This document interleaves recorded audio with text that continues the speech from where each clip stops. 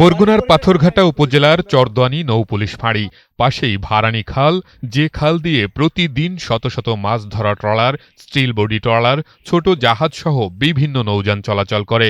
স্থানীয় জেলে ও ট্রলার মালিকদের অভিযোগ, এই নৌপথ ব্যবহার করতে হলে মাসিক ভিত্তিতে নির্ধারিত অঙ্কের টাকা দিতে হয় নৌপুলিশকে। টাকা না দিলে মামলা, হয়রানি কিংবা নৌযান আটকে দেওয়ারও ভয় দেখানো হয়।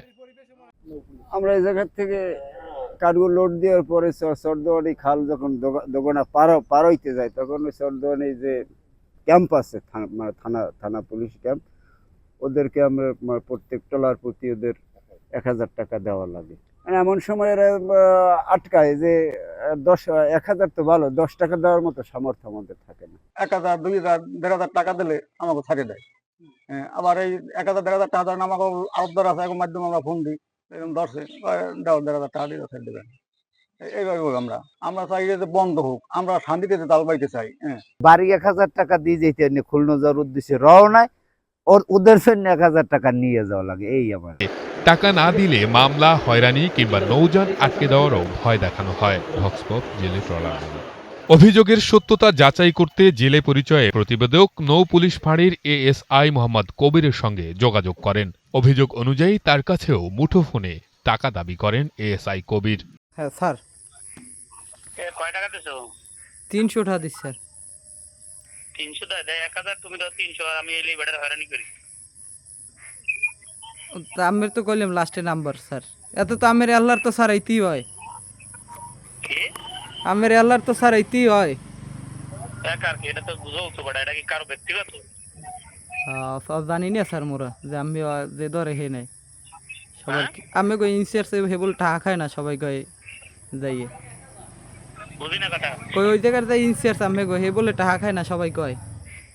আর ওর যারা আছে খানা না কা তুমি জানি দেখো, তুমি যদি দাও তা 1 টাকাতে বা প্রতি ভোট করতে, না দেওয়ার দরকার নেই। স্যার একটু কমাইলো না, আষাঢ় মাসে মুগো টাকা ঠোয়া নাই স্যার। না ওই যে তুমি ওইটা যদি দাও তা দেবা, না দেনা নাই। তাহলে নাদাল কি করবেন স্যার? তাই কবিরকে কিছু টাকা বিকাশে পাঠান, কিন্তু টাকার পরিমাণ কম হওয়ায় তাকে আবারও টাকা দিয়ে দেখা করতে বলেন। পরের দিন ফাঁড়ির অফিস কক্ষে এএসআই মোহাম্মদ কবির নিজ হাতে সেই টাকা গুনে গ্রহণ করেন। পুরো ঘটনাটি গোপন ক্যামেরায় ধারণ করা হয়। অনুসন্ধানের সময় এএসআই মোহাম্মদ কবিরের সঙ্গে কথোপকথনে আদায় করা অর্থের ভাগ বন্টন সম্পর্কেও বিভিন্ন বক্তব্য উঠে আসে।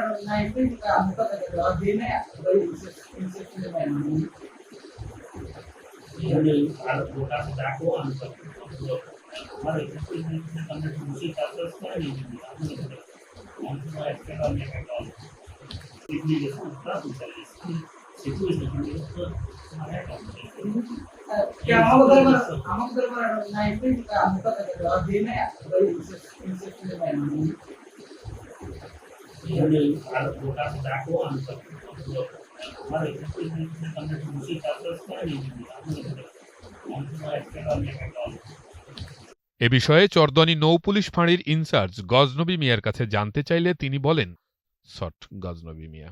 এক পর্যায়ে গোপন ক্যামেরার ভিডিও দেখার পর নৌপুলিশ ফাঁড়ির এক সদস্য প্রতিবেদকের মোবাইল ফোন কেড়ে নিয়ে ভিডিও মুছে ফেলার চেষ্টা করেন।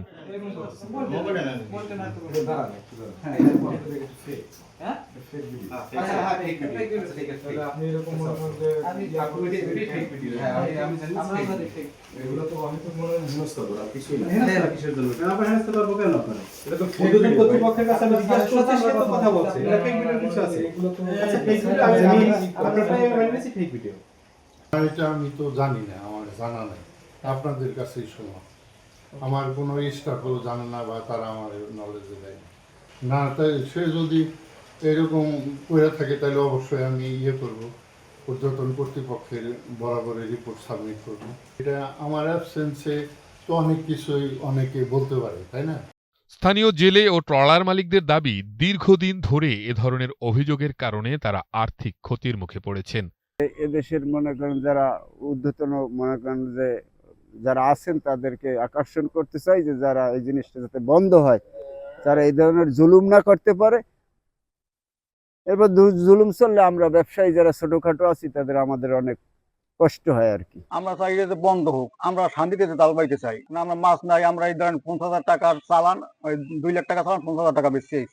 এখন এই আবার গাঙ্গে যাম কিভাবে কি যাম এই চিন্তা ভাবনার ভিতরে আছে। তাহলে আমরা কিভাবে চলবো? আমরা জেলে মানুষ, আমরা গরিব। আমরা এই ব্যবসা যদি ভালো হয় আমরা ভালো চলতে পারি, ব্যবসা ভালো না হলে আমরা ঘরে উঠে যাই। আমরা দলে এই নদীপথে নিরাপত্তা নিশ্চিত করার দায়িত্ব যাদের, তাদের বিরুদ্ধেই যখন মাসোহারা আদায়ের অভিযোগ ওঠে তখন প্রশ্নের মুখে পড়ে সেবার স্বচ্ছতা ও জবাবদিহিতা। অভিযোগের সত্যতা নিরপেক্ষ তদন্তের মাধ্যমে উদ্ঘাটন এবং দোষীদের বিরুদ্ধে আইনানুগ ব্যবস্থা নেওয়ার দাবি জানিয়েছেন স্থানীয় জেলে, ট্রলার মালিক ও সচেতন নাগরিকরা।